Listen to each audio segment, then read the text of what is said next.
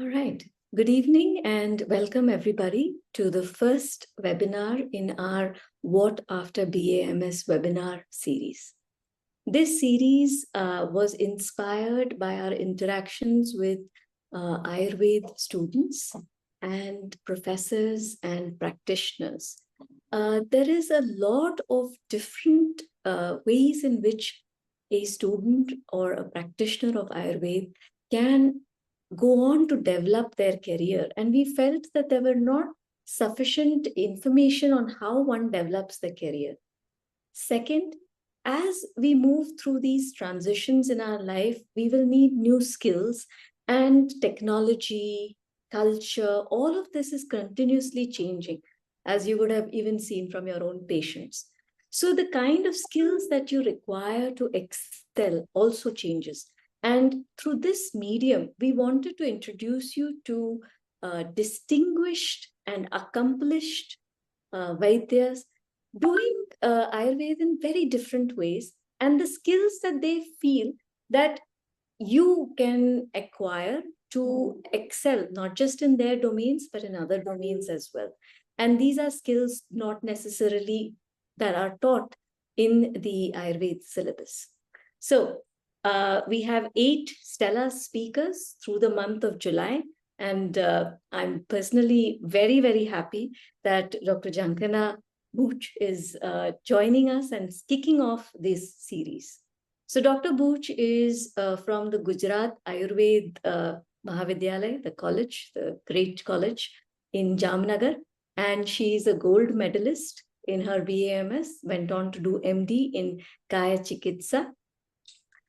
Started her career with a senior research fellow position at Kasturba Health Society, one of the sort of very niche places where Ayurveda biology, one of the things that TDU does, was working in a very strong manner and continues to do so.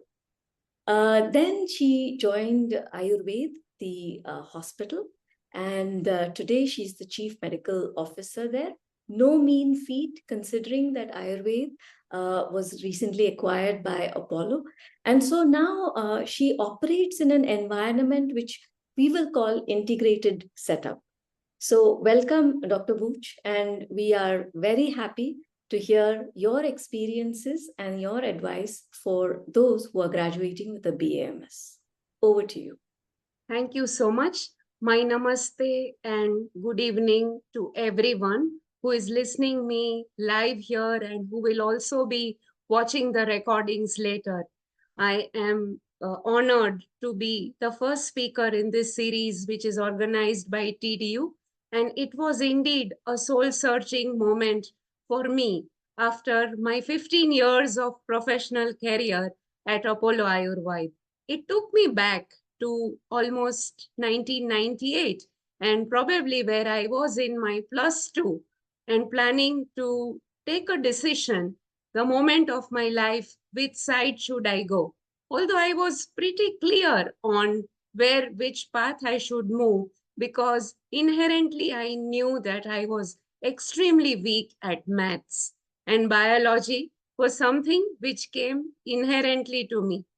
And having grown up in an environment where there was an allopath at home, and seeing as a child a hospital which was bustling with patients, medicine came as a first fascination. And many things around that whole spectrum made me to think about taking up a career in this. As everyone goes through a rigorous schooling, too much of stress on securing high marks in SSC, HSC, I was also a very serious and too much into studies, I would say. No time for co-curricular activities, extremely focused, and so on. To an extent that I secured district rank 1 in class 10th, which made me to realize that I can do well. I need to put my all energy, all efforts at the subjects that I like the most. Somehow I lost some marks in my class 12. And then, however, the path was whether to go for engineering or to go for Ayurveda. I chose Ayurveda, Jamnagar being my native, and I was just few kilometers away from the Institute of National Importance, IPGTRA, Gujarat Ayurveda University. At that point of time, I chose to uh, seek my graduation and post graduation from the university.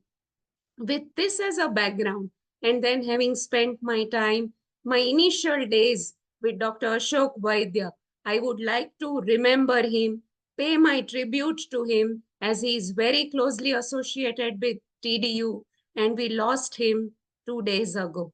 And keeping that as a thing in my mind, because he was the one who also laid the foundation.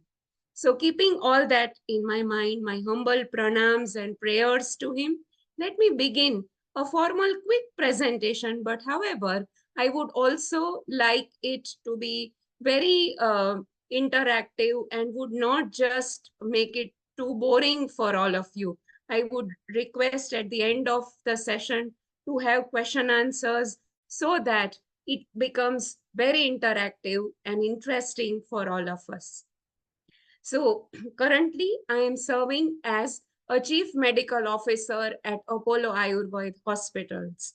I have my formal post graduation in Kai Chikitsa from IPGTRA, Jamnagar.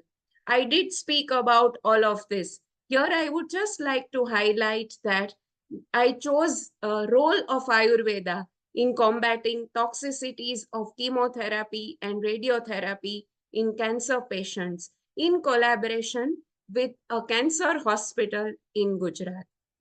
I served as a senior research fellow at Kasturba Health Society. My time immediately after completing my MD was I took a decision that I should still sharpen myself.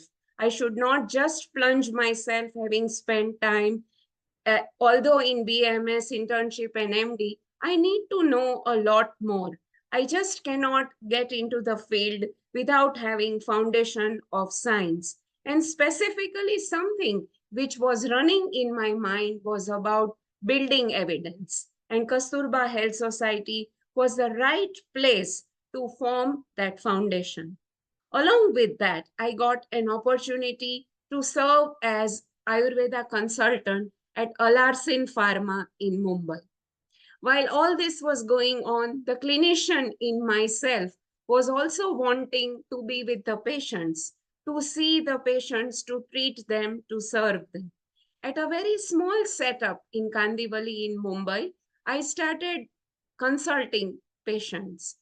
And then I had an opportunity where, with my family, I had to relocate to Bangalore in 2011.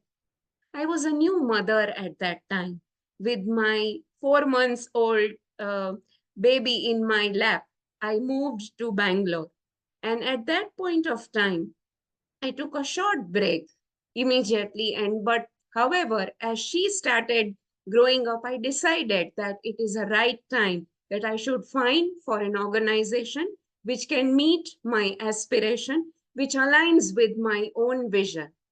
I came across Ayurveda, and 2012 I joined Apollo Ayurveda Hospitals as a consultant, a part-time consultant, as I had to balance both the roles of being a new mother and also I wanted to continue my career immediately. With all this, as the timeline goes on, uh, how does my day look like?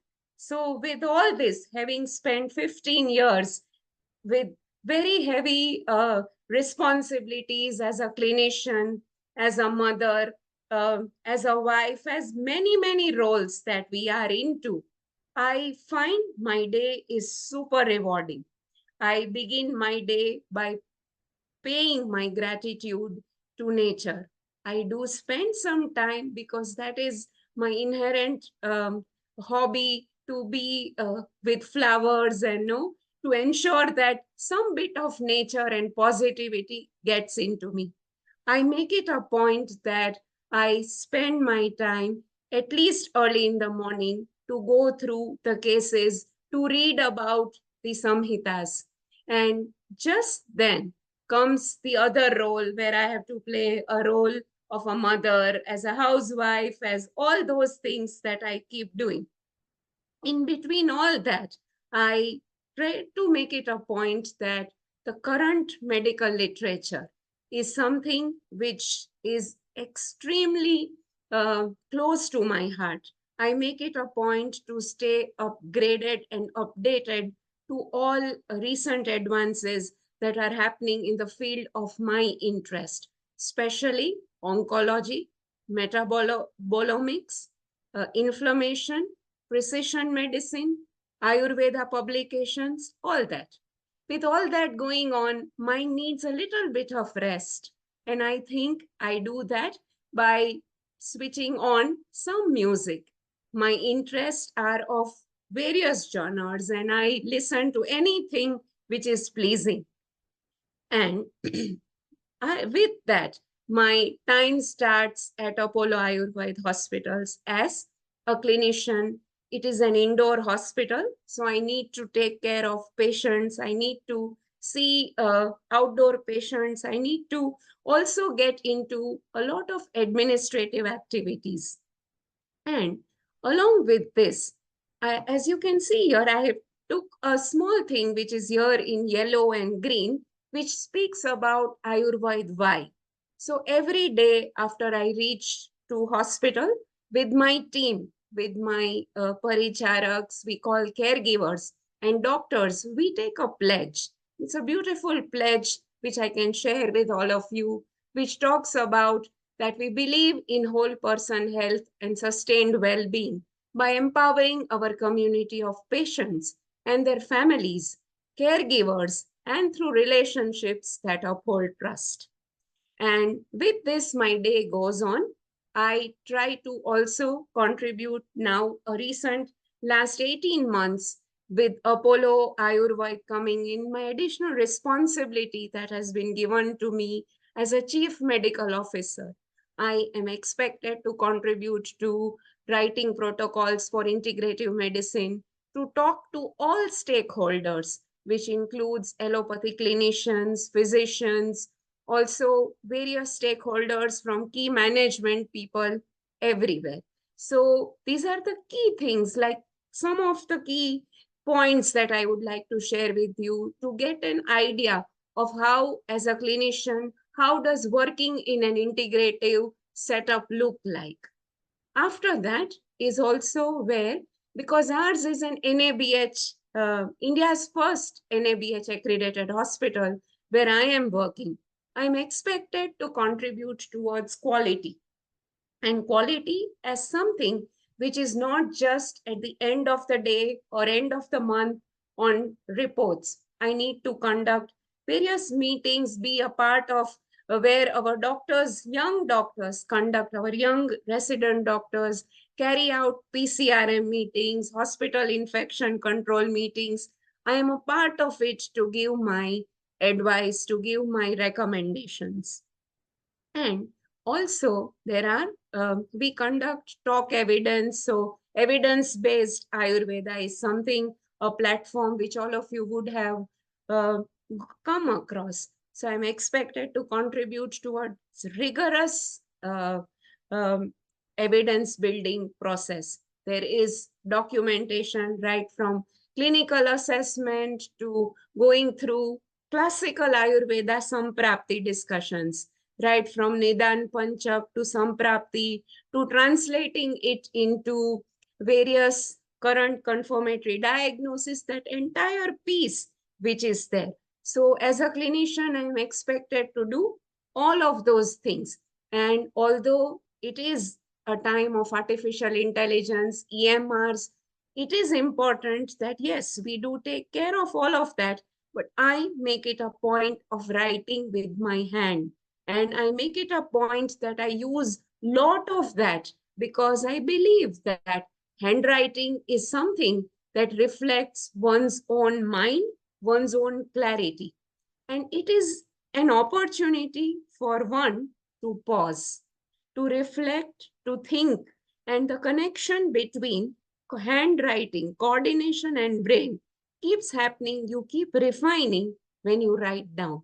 And I think I would like to emphasize on this because, as young Ayurveda physicians, it is important that this habit or skill is written down, is noted, so that we don't miss the connect of writing and coordinating that writing with ourselves, with our thinking. And of course, there is family time that I spend. I do read about, I have mentioned here, some of you would be aware about Brain Pickings, which is now the Marginalian by Maria Popova, and the School of Life. Some of these interdisciplinary things, I think, that were introduced to me by my mentor are very useful. Many podcasts that I listen to on core, on consciousness, on philosophy of science, these are some of the interdisciplinary things I feel, as an Ayurveda physician, especially, are very important for me to refine myself, to refine my understanding, apart from the regular references, regular reading that I am supposed to do. And step by step, by doing all this, I believe that I'm getting better. I know I have a lot to improve. Some of the key skills that I think are required are clinical expertise. I have written down the points for reference which could be helpful here, that deep knowledge and practice of Ayurveda principles is very important. And currently, we are at that kind of the era where you need the best of both worlds. You cannot just stick on to your own science. Absolutely, we need to be perfect. We need to be an expert at our science. But we need to be at least familiar and deep enough with the knowledge of integrative medicine, modern medicine, not just for the sake of knowing, but also, I believe the translational medicine key points have helped me to refine my understanding of disease. And it has also led a foundation which has made the foundation of evidence based practice slightly more stronger. These are the key things that on clinical expertise, I think that I completely need to work on, keep on refining. As my role is emerging as a medical superintendent and to a chief medical officer, I am also expected to conduct a lot of planning and development which aligns with the organizational goals. Our founder, Mr. Rajiv Vasudevan, has a unique vision of setting up this whole concept. And with to align with this vision, I am expected to contribute, I am expected to lead not just as having a big team or no guiding them or directing them. As a leader, I need to demonstrate, I need to conduct multidisciplinary health care discussions, etc. And since I am also in a running integrative setup, a hospital, I do have to focus on the growth of the hospital. And I need to know regulatory compliances, quality assurance, some of these things. As I am growing into this, there are nominations to participate in various conferences, external presentations. So I believe that communication skills are very important, and one needs to start working on this very early in one's career. One can be introvert. I was extremely shy.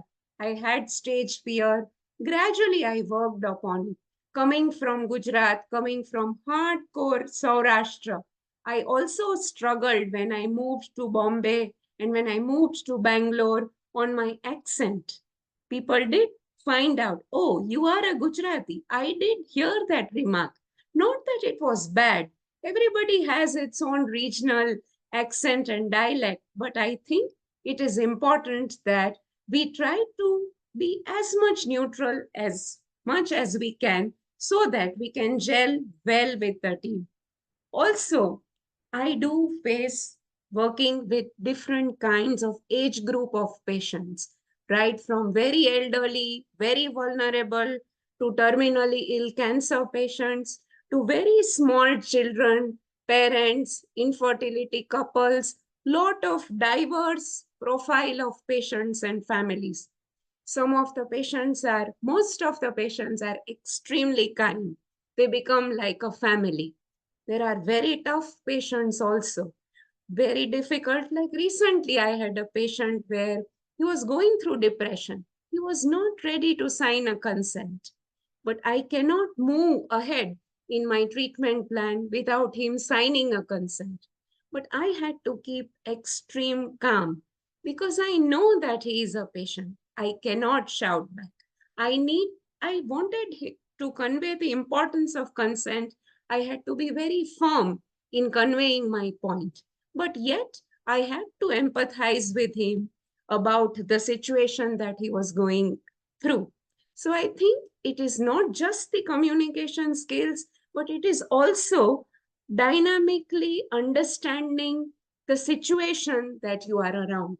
Should you shout? Should you not shout? Normally, we see Ayurveda doctors are extremely kind, extremely compassionate. Mostly they surrender. But I believe that is also a negative point. You need to be firm. You need to convey your points very clearly to the patients and bystanders.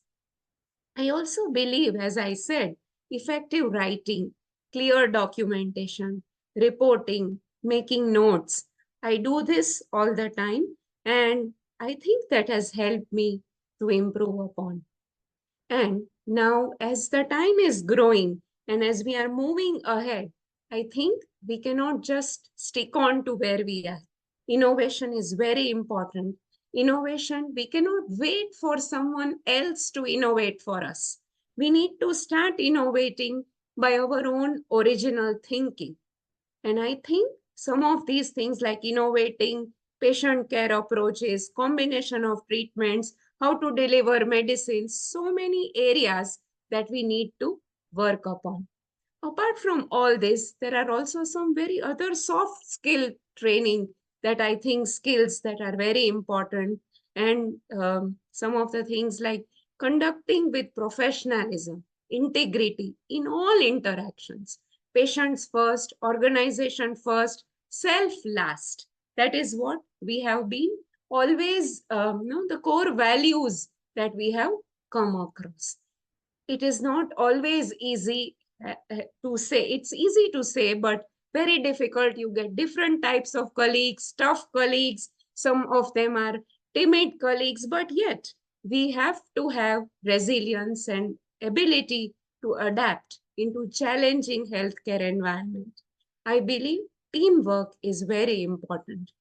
The place where I work, I'm so fortunate that apart from Ayurveda doctors, I work with very experts, very fine experts and intelligent team colleagues who are from IITs, IIMs, and that background. So, having those kind of discussions with interdisciplinary experts is extremely important, and you need to know this art as well. One can gradually come up to that because Ayurveda has its own parlance. You cannot just continue to be in the jargons or technical things of Ayurveda. To really make it accessible, adaptable to rest of the team colleagues, it is important that you are able to translate that in a way that they understand. So I have been working on that. There are times where we need to get into conflict resolution because we work with teams like we have nurses, caregivers, housekeeping. They come from a very different background, different socio-economic upbringing that they have. We expect that we empathize them, we understand them, and try to resolve, try to uphold that trust by empowering them. While doing all this, continuous learning, as I said, is very important. Referring samhitas, referring journals, these all things are expected to be done. We spoke about patient care. Two aspects that I think which are important. efficacy and safety. We cannot just work with mediocre outcomes. As a clinician, I'm expected to deliver best of the outcomes. Also, to ensure that the care delivery is safe in all aspects that I am doing. Ayurveda, anyway, is with a big lens on safety. And to do that, to think about safety of Ayurveda medications, therapies, we need to have a proactive thinking and planning of how the prescription looks like. With all this, the key message is about empowering patients and making them also be part of decision making to ensure and enable their sustained well-being. I would like to share with you Dr. Adam Sifu, who's very, very close to my heart when I just began my career. In my early internship and post graduation, I came across these two very important slides which have helped me. And I think I thought to courtesy Dr. Adam Sifu, I thought of using it here. That beginning in the practice, how does it look like? And what are the 10 commandments of avoiding clinical errors? These slides, I think, will resonate with new and young doctors who are here. Like some of the points as we hear it, that the first few years are really hard. The decisions you make with certainty during training are more difficult when you have the final say. So these are some of the key things that, and really, as it says, be mindful of establishing the habits that will allow you to be happy and productive doctor for years together. These 10 commandments are also very important. Like pay attention to the chief concern shared by your nurse. Nurse would be giving an important feedback. You just cannot say or no, minimize the importance of that. And like that, a list of things that are there. Never be afraid to ask for help. If you don't know, reach out, call your colleague, call your mentor, refer a book. Never just overestimate your skills. We are, after all, human beings. We can make mistakes. We tend to forget when we have loads of work. But doesn't mind. We need to be active, proactive. That yes, I am. I don't know. I need to understand. So also, we need to slow down. We need to relax. We need to listen. We need to reflect. And always to make a list of errors, to review them often, so that once made a mistake, we are able to prevent that coming from next time. I thought of making a short take home message for all of the young Vaidyas here. And this is a key reminder which is coming from Sushrut Samhita, which talks about Vishikhanu Pravesh. So, Vishikhanu Pravesh is a Sanskrit word. When a student enters to learn Ayurveda, he is supposed to tie a tuft of hair. And once the graduation is done, it is time that Guru calls him, makes him sit near him, and then chops off, shaves off the Vishikha. It is Vishikhanu Pravesh. Now that having learned Shastras, having seen patients, having reflected upon them, having spent adequate years under me, I privilege you to move into the profession. And yet, this is not enough. At that time, the next shloka says that you need to go to the king. You need to go to the Raja to get a license. We can correlate that now to the formal state registrations that we do. So once that is done, then you need to pay your tribute. You need to pay your gratitude to your elders. You need to pay gratitude to your mentors, to your colleagues who have helped you. It was all about, if you look at Sushrut Samhita, this is all about the last chapter of Vimansthan, also talks about the same sequence. What should one do? How should one select a medical treatise? Who is the ideal preceptor? Who is the ideal guru, ideal sishya? Charak's oath that you take at the time of completing your graduation. And then, are you ready to get into clinical practice?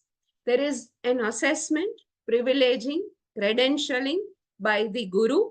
There is also a concept of self-privileging. How much do I know? Am I ready? Do I still need to go further to other departments, to other places to learn, come back, and groom myself? So the whole thing makes me to say key points that always please maintain a disciplined daily routine. Be consistent, be organized, focus on quality, cultivate a fertile mind, read, reflect every single day. Make excellence a habit, yet have courage to accept failures. Do not hide. Forge your path. Don't follow trends. We see lot of here as trend which is there. BMS, going to post graduation, going to PhD, going to academics. BMS, going to allopathy practice, going to mixopathy, going to this.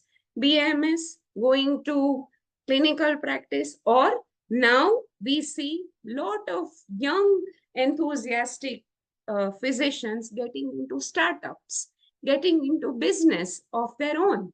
Very nice. It is certainly important to do. You should not follow trend, but you should be very clear. The sole understanding of the science should be very strong. One should embrace the guidance of a mentor. Always maintain your sunshine folder. There are times, there are hard times that we all face as doctors. Sunshine folder is something which is your own very personal note or a diary or a kind of a corner in your heart which gives you light, which gives you rays of happiness, which gives you joy. So I think these are some of the things that are very important. This is the acknowledgement that I had in my dissertation, which began with the gratitude to a cancer patient in 2007 when I completed my dissertation. You can see my maiden name here as Mankad and not Buch. But it was at that time the steps and foundation of integrative oncology was laid. And with that, I would like to say to all young Vaidyas here who are in the fold, who are blooming, they are yet to become a full flower. Let me share the stories bold. Together we learn, grow, and thrive. In this noble pursuit where care is alive, to young Vaidyas whose hearts are so true, the future of Chikitsa shines through you in service of Ayurveda and Ayurveda. Thank you so much. Superb. Such a, your sunshine folder, the rays of light were floating in through the seminar as well. So it's beautiful. Thank you.